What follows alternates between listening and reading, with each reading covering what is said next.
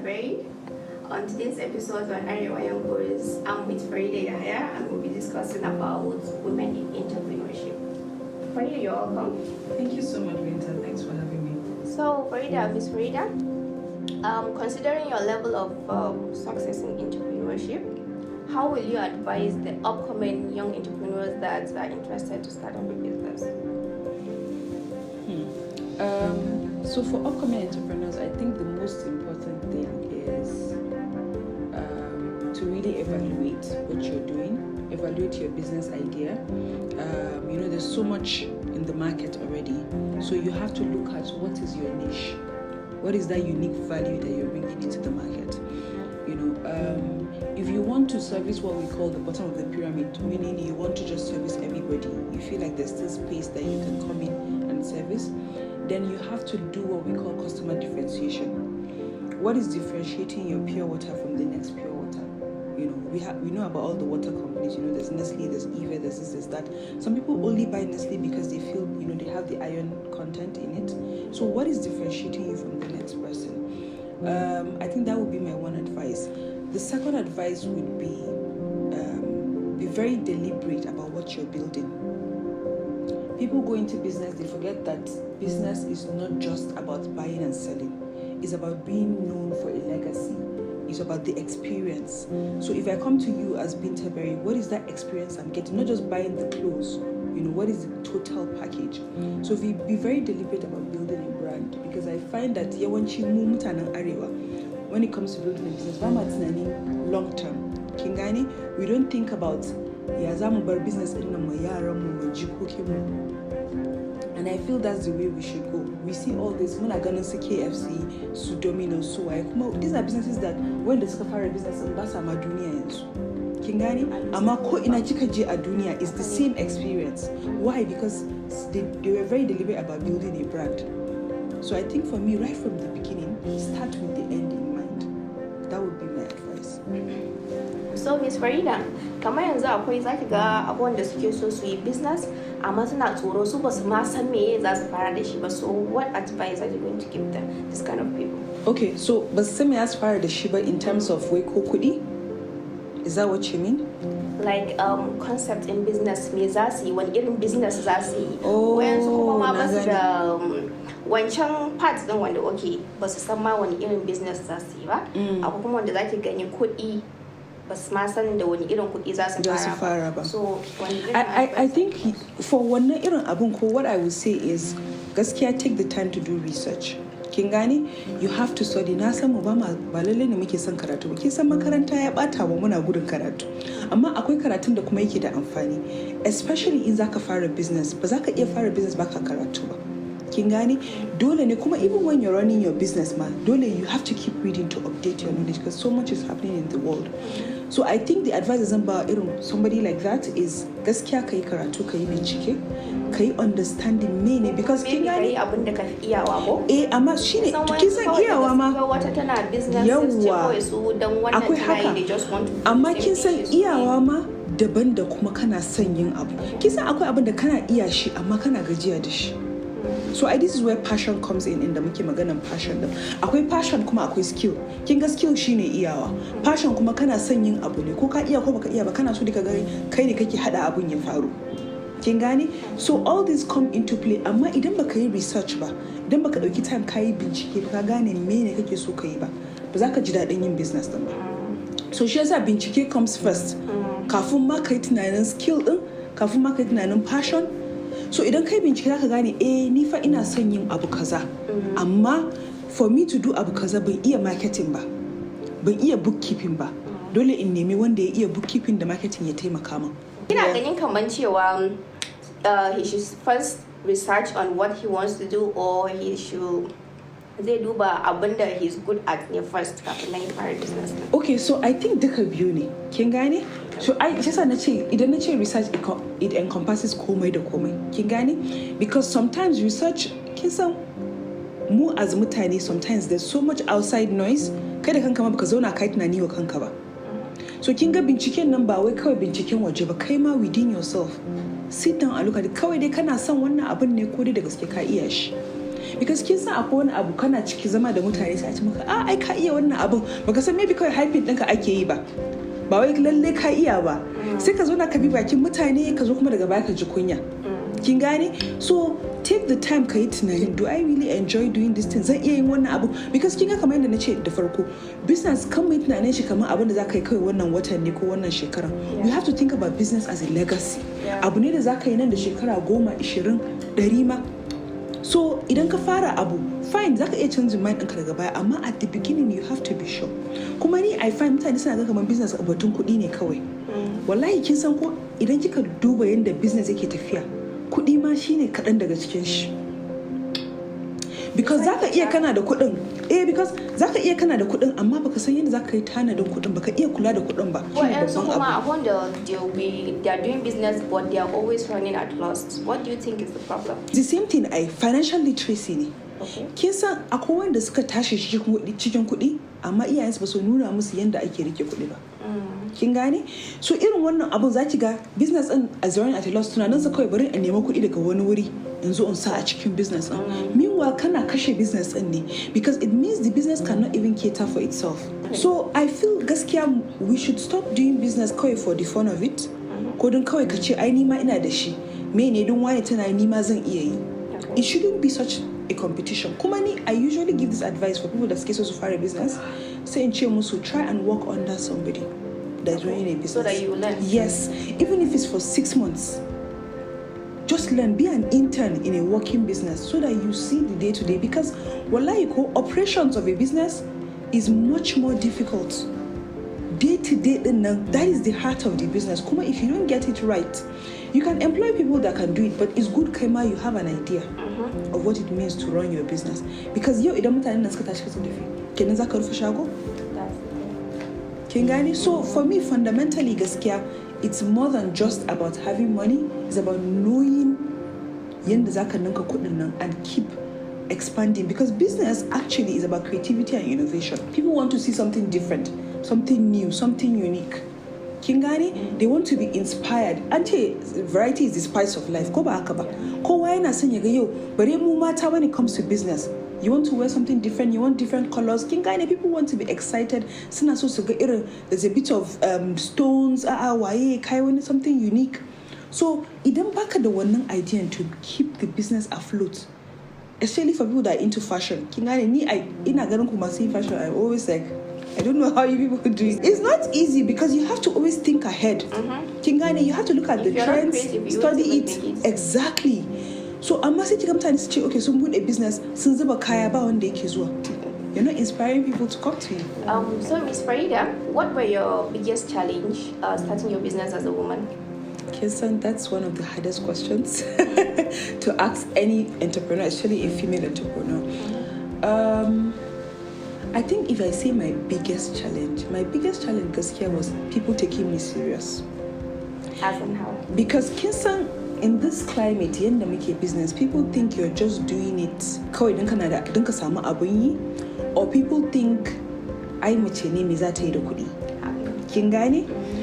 Meanwhile, they don't realize cewa lokacin da ake tada kai kamar ni especially na tashi da maza. Did you start your business before you get married? Or? No, after I got married. Okay, after. Yes. Kuma kin gani na tashi da maza. I had 3 brothers. I was the only girl. So wannan idea din looking at things as a woman ma it didn't really happen to me when I was growing up. Okay. Kin gane? Sai da nazo zan fara business sai mutane suna cewa to me yasa kike damuwa bayan kina da miji da zai will take care of your needs.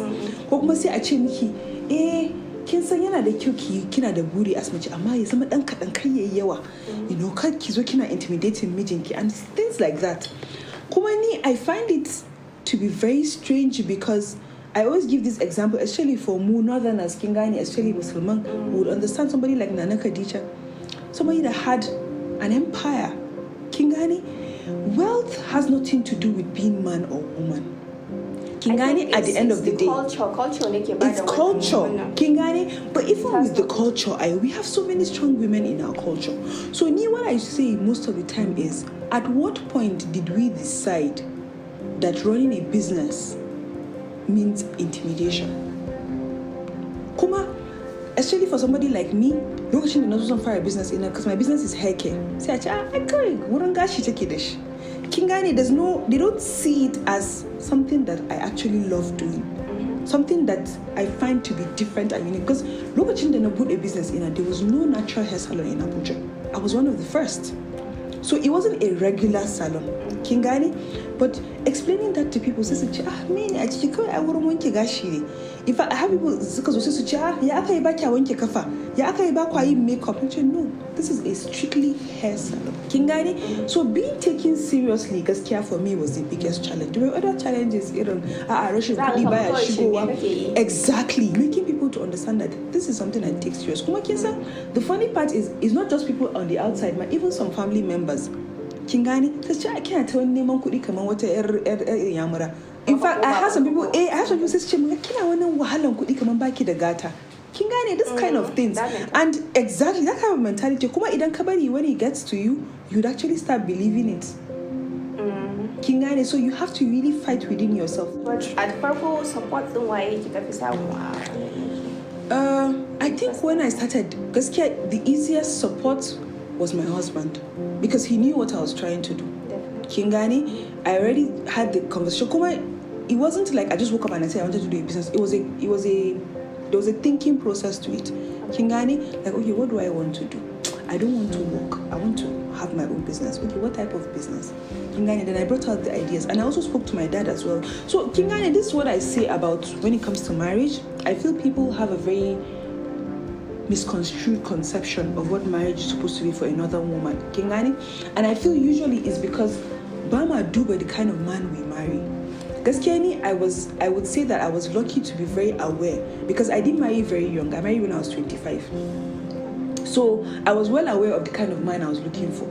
I was well aware of what I wanted in a man. Kuma kin gane, you have to have that conversation when you're dating.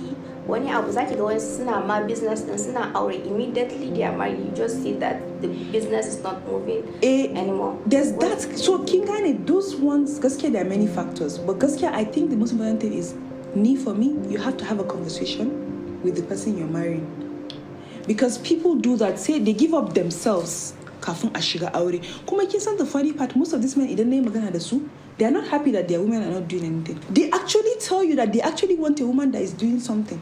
So matan sometimes we give up too easily.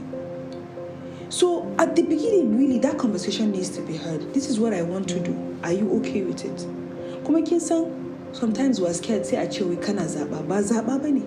You have to find the right partner, because aure, gaskiya nobody goes into marriage wanting to go out. Aure is a long-term commitment. So it's good ka yi magana da shi kace, ni fa ga abin da nake so yi. Yes, you have to communicate. Kuma if somebody really loves you, wallahi they want the best for you. Me, that's how I look at it. There are various people have different reasons, but me, I feel like the primary reason is people don't marry with the right tunani. People just marry for marrying sake. Ko idan a ce an yi biki, ai ta yi aure. But it's beyond the wedding. It's a marriage. Kin gane? And marriage, even under Islam, it's a contract. So it has to be clear. Kin gane? Kuma, people say, okay, to ni nazo na haihu. When I was setting up my salon, I was heavily pregnant. In fact, mutane idan nayi magana da su a waya, nace zan zo kasuwa waya, idan suka gani sai su ce, madam, it's like you're about to give birth. Da ciki na nayi duk abubuwan da zan yi. Kin gane? And when the business started, I had my baby. I took a break. Even with the baby, I was still going to the salon and still running in my business. So I think gaskiya is... Your husband have problem with that? He was coming to pick me up. Wallahi, when you look at binta, kin san idan na tashi daga salon 11 dare, shi yake zuwa ya dauke ni. So kin ga communication ne. He understands abin da nake so in yi, and he knows it's important to me. Kuma wallahi, no matter how stubborn you are, idan baka da support din mijinka, ko kuma the closest you need, wallahi, you just feel like you're fighting against yourself all the time. So I think gaskiya, when it comes to going into a marriage or whatever it is, kin gane, that is lifelong haka, you have to be clear, because wallahi, all these romantic movies da muke kallo duk ya mana ƙarya da yawa, and people think that is what a marriage is not. Okay, Miss Farida, what made you choose this kind of business you're doing right now? What made me choose? The first thing actually, gaskiya, was passion. I went natural in 2008, 2009. I stopped relaxing my hair, and lokacin ina Maiduguri, and it was like I was still an undergraduate, kin gane, ga makaranta and all of that, and it was like even a Maiduguri lokacin nobody knew what to do with my hair. Kin gane? So in that journey of me rediscovering my hair, that was how I started meeting other people. So my sister ce wallahi idan na je salon sai su ringa ce min ba su san me za su yi da gashi na ba. In fact ni wata rana ma dan na gaji ma sai kawai in sa relaxer din. Kin gane? So because of that, my hair was natural. Because of that, na ce kai, what if I can create a place where mutanen da are natural za su iya zuwa kuma ba wanda zai ce musu su yi relaxing. Kin gane? One of the problems that most natural suke da shi is combing gashi. Idan ana combing gashin ka a salon zaka ji kamar ranka zai fita. Suna ja ne da karfi. Kin gane? Kuma ni I found another method that was easier to do wanda ba sai ka ji wannan zafin ba. Sai na ce, why don't I create a place inda mutane za su iya zuwa and they will feel at home. Kuma your salon is like halal, right? Yes. So why do you made it halal? So what I created gaskiya with my salon was a place where Nima I will enjoy going to. Kin gane? So maza ba su zuwa kenan. We don't have men. We have a reception area. That's where the men stop. You can't pass that point. Kuma all our stylists are female. Kin gane? And at the beginning, of course, people didn't understand. They're like, why? In fact, we have customers man ko hago bisa su ce ni da mijina muna zuwa salon. Me yasa zaki ce mijina bai shi? Ni ce to ai inda mijinki ne. Wata kuma fa? How would she feel? Kin gane? In recent time, gaskiya we've had cases where mutane suna cewa why not ku samu wani bangare inda mutane za su iya zuwa in zaki zai da mijinki ke kadai sai ki shiga ki bugo. Of course, over time, maybe we can do something like that. The theme was let people feel at home. Idan na shiga wuri ba na tunani ke sai yadda muke mu mata ne mu kadai. We're free. Kin gane, you're free to talk and express yourself. Amma if you know that a man is going to come in anytime, you're not always comfortable, especially in ba wanda ka sani bane. But don't you think kamar yadda kika mai da shi halal din there will be a limit to your market, like customers? Kisa, it's funny you would say that because in my book I mentioned it. What happened to me? Fix hair, you don't. So yeah, this Kisa, at the beginning when we started, we were doing extensions, cool, and Kintina na miki magana earlier na cewa na sha ɗaya nake tashi. To sha ɗaya nan da nake tashi is because of that. Wata rana zaki ga an fara wa mutum gashi daga 4 o'clock har sha ɗaya har 1 a.m. ana kan gashi ɗaya. Kin gane? I had a situation where one of my stylists, she got home 1 a.m. Her auntie called me tana ihu a waya ta ce why would I keep her niece her 1 a.m. a waje because of gashin mutum ɗaya. Kin gane ko? So I had so many cases like that. Sai na ce, na zauna na tunani na ce, the reason why I started this salon is for people to embrace gashins. Sannan kuma na zo ina ce musu su ringa using extensions to cover the hair. Kinga, it was like a conflict of brand values. If what my brand is trying to teach you is to love gashinka, then why am I encouraging you to cover it? Yes. So it wasn't really a halal decision, ma. Kingani, it wasn't a halal decision, wallahi. It was just because I realized that it was conflicting my brand values. I remember when I told the manager, because we just got into the new year, Kingani, so from this year, no more extensions. I remember the look on her face, we're going to lose customers. We won't be able to be making our money. Kingani, because exactly because kai gashi ɗaya ka samu like 6,000, 10,000. Yanzu kuma ka ce kawai wanke kai za ka yi 2,000. Kin gane? It was a scary decision. I would like. Kuma wallahi, I remember at the time, even my husband and a few people that came in the family when I told them, suka ce me yasa zaki daina? Kin gane? It was so absurd to them. But I am telling you, wallahi Binta, I don't want to sound so spiritual in ce kawai dai ikon Allah ne, but wallahi we made more da muka daina than now. Kin san me yasa? This is why na yi magana niche dazu. Because people realize that niche ɗinmu is actually treatments. Kuma wallahi, bawai, it's not like I'm trying to brag. Anybody that comes to our salon, that's a guy Miki. They come because of the treatments. Because the muka daina yin extensions we focused all our energy on curing your hair. So idan kina da any problem ɗin gashi, we make sure we find a way. Muka fara creating treatments upon treatments. Kuma treatments ɗin mu muke da kanmu is our own recipe. Okay. Kin gane? So you can't find it anywhere else in Abuja. Mu muke is our own recipe. Kuma every 3 months muna updating recipe din. So za ki ga mutane su ce gashin ki ya lalace ki je Lumo Natural za a gyara miki. So it now became our signature. Okay. Kin gane? Because ko ina kika je za ki iya yin extensions ai. Amma ba za ki samu treatment ba. So that became natural treatments. We use natural oils, natural butters. And most of them are locally sourced. We go to different states to locally Like source shea butter, palm kernel, coconut oil, hibiscus, henna. These are the things that we use. Avocado, onions. We go down to the grassroots. Line of your business. Exactly. Yeah. Kuma da muka fara yin haka, we started finding idan muka je kauyuka haka, we find women that wannan dubu ɗayan da muke basu wallahi is enough to cheer the family for the next 2 days. So we started empowering more women in communities because we were focusing on that. That's great. So Kinga, at the end of the day, it was supposed to be not a good thing, but it ended up being the best for the brand. So she said, do you have any side business apart from this? That's all I do. That's all. Lumo Naturals is my main and only hustle. You said in your video that I heard that you said instead of being jack of all trades, focus on. That's exactly what happened to us. Kingani, at first we were doing everything. Muna kiso, muna wai. But when we focused on just that treatment, it now became what we were known for. So you think it's better that we can, instead of siyar da kaya, in ce ni ne kitso, in ce ni ne dogon hoto, in ce ni ne jaka. So gwara ki dauki business daya wanda na fi. It's usually the best. But Nina Sang, I've also met people that gaskiya sun iya komai. If that is your trait, kin iya yin komai, of course, why not? And when it's like they are just confused. That's my point. It will confuse even your customers. They see somebody still putting that different aspect. They will start that one again. See one, and they are just confused. Let me tell you, what I realize is business ko yana son ci gaba. Ko da a ce kina yin komai. Yanda muka magana creativity and innovation, at least every year or every few months, ki ringa updating. Kin gane? You won't have the energy to update all the things that you're doing. Zaki updating wurin kiso, zaki updating wurin. You can't. It's not possible. So at the end of the day, you have to be known for one thing. Gaskiya. You have to find a way to be known. Kuma let it be that one thing that you really first, love. maybe then Eventually, exactly. Kamar irin all the people that we know yanzu kin gane sun masu gaba suwa. Kuma su ma sai kiga cewa they revolve around one sector.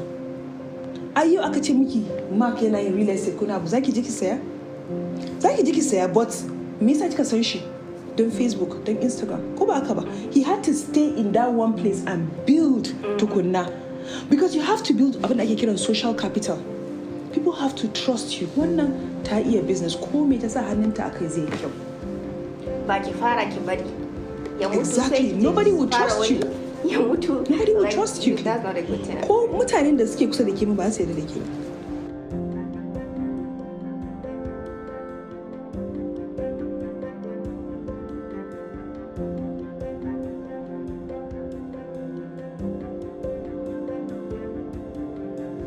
Did you experience any failure? If so, how did you come?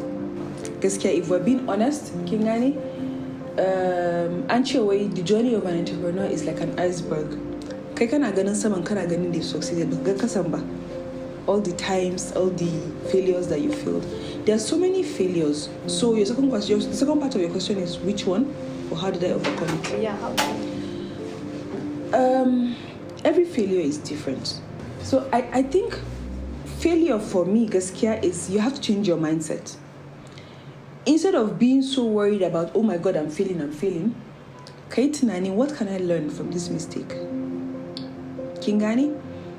Kuma wallahi, the biggest thing I find people don't learn from failure is because they allow their ego and their pride to come into play. Ni yaza achema, I failed. Yes, you are going to fail. Because who are you? You're still a human being. You're a mere mortal. Kingani, no matter how good your intentions are, no matter how good looking or good whatever you are, you will still fail. Failure is part of life. So I think, gaskiya, you have to just remove your ego and your pride and accept that you have failed. Then look at the lesson. Inani, what is it that you need to learn from this failure? The biggest thing for me, gaskiya, is learning from customer service. Because Kinsan, as an entrepreneur, you go into business back at the ways skills when it comes to marketing, customer service, customer experience. I didn't have that. Kingani, and a lot of times people will tell me, "Oh, so you're not good in marketing." Because marketing is not my strong suit. It's not my strong suit. So, say oh, since salon, the girls were just anyhow. Come on, basa so much saying most of the kaya, basa so much saying gashin. sai na ce to what is it that we need to do? Do we need to do training? Do we need to be doing like weekly kingani in-house training? Do I need to find girls that know how to market? Tunda ni ban iya ba. Kingani, let me find people that managers in za su iya musu magana su gaya musu yanda za su yi. Kinga, if I had said, wannan kullum tana complain, what does she even think she is? Kinga, I will learn. But because I listened, I was able to learn and actually improve. So for me, gaskiya, overcoming any type of failure, you have to listen to your customers and learn. Not just your customers, ma. For example, yanzu kika fara business and you're kinata making loss at a particular part. You have to go back and check. Kinga customer ba ta gaya miki ba, ki ne zaki koma ki duba. Ki ce, why am I losing money here? Wannan lafayan ko wannan product din idan na kawo shi kullum baya tafiya. Wata hana sai yi wata 4 wata 5 akan shelf. Kuma ko ya tafi ma sai dai in sayar da shi maybe a sale ko kuma in sayar at a loss. Me yasa? Kin gane? So you have to go back, listen and learn. Gaskiya, for me, that's the best way to overcome any type of failure. Okay, Miss Farida, if you have one piece of advice to young entrepreneurs, irin mata that wants to start a business or that's into business, what would it be? I think the one advice that gaskiya it cuts across any type of business kake is learn more. Be very open to learning. You can't know it all. Kingani, and even if you know it all now, knowledge is ever evolving. There's always new information. There's always new ideas. There's new trends. Kingani, be open to learning. Kuma, I feel like learning exposes you to so much. It opens up your creativity. It opens you up to networking to people. It opens you up to mentorship. It opens you up to understanding how money works so that you can grow your business. Because I find that mutane suna zuwa sai su ce na tafi networking. Kawai su ɗauki kati sai in suka zo wuri, yawa sani ya kike ga kati na. Kin gane? If you read and you learn, zaki san da cewa ba haka ake networking ba. Networking is about building relationships. Kin gane? You have to get to know people tukunna. I usually tell people that idan ka je wuri, you want to network, first thing you should do, compliment the person. Compliment them about something, whether their business, if you're following them, or what they're wearing, or whatever it is, compliment them. And then after complimenting them, find something that you have common interests. It doesn't have to do with business. If, for example, the person likes maybe football, Kingani? You should try to create a conversation. Yes, you have to build. You have to build a relationship. Networking is not just about passing cards. I'm telling you, I'm saying, I'm printing cards in a kusantari. Now go buy the cards. How you zaba one day kirani? How one day kiraki? Because do you know how many other people have given? Exactly. And do you even know how many other people have given me cards? I go to events cafe in Bawara and buy kusankati hamsin. How many? Who will I know to call? You have to stand out in my mind for me to remember you and say, oh, this person, I want to patronize her. So for me to stand out, there has to be a common interest. But when you keep selling to me, I will stop listening. That's the truth. So these two things I usually tell people. One, compliment something the person is doing well. And then two, find a common interest and discuss on that common interest.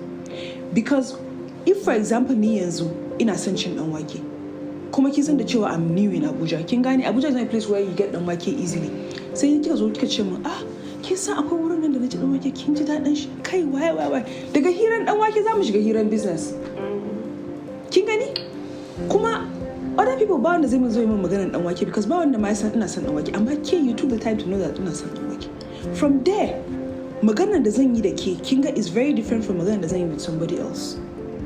Kin san wayansu kuma is it that they are scared suna tsoron shiga cikin mutane and they find it hard to... No, I understand that, Kingani, but at the same time, Kumani, what I've learned is, gaskiya running a business, you don't have to be everywhere, amma you have to learn to talk. I couldn't imagine a fire business I wasn't like this. I was much more reserved.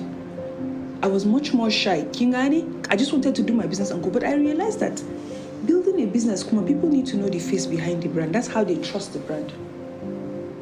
Because kowa yana say da kaya amma me yasa zan zo wurin ki kin gane because I know you, I trust you, We have a type of relationship. I trust your tastes in kaya. So you have to come out of the shell. Sometimes it doesn't have to be you. It don't back us. You can put somebody else in charge. But people have to have a face, because people buy from people. This is a general rule. People buy from people. People do business with people. Kuma, no matter in the kayanki, no matter what, and you're treating me like I'm not a human being, I'm not gonna come back. Kingane ko?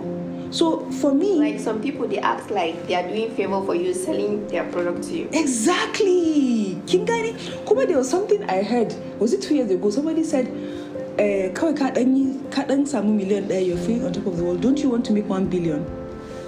Kingani, what I mean, people make just small money. Since they've arrived, or they have certain followers online, shikena, nobody can talk to them. No, you have to. That's the life of an entrepreneur. You're always learning. The more successful you are. Exactly. Kuma, I tell people, wallahi, entrepreneurship is about service. You're serving people. If you don't learn that, you find it difficult to understand your purpose. Because when I say, what is my purpose as an entrepreneur? So you're here to serve. You're serving through different ways. You're serving through fashion, you're serving through hair, you're serving through photography, you're serving through videography. But it's a service. You're giving people something they need. So nobody is doing the other person a favor. Definitely, you have to be good at your service, listen to your audience, and you have to be humble and friendly. Try to communicate with people. Yanzu kamar kinga ni that I'm into fashion designing. Farko na fara da ina designing din kayayyaki na ne. Kin gane? Ina designing din kayayyaki na, but then sai naga kaman kasuwan.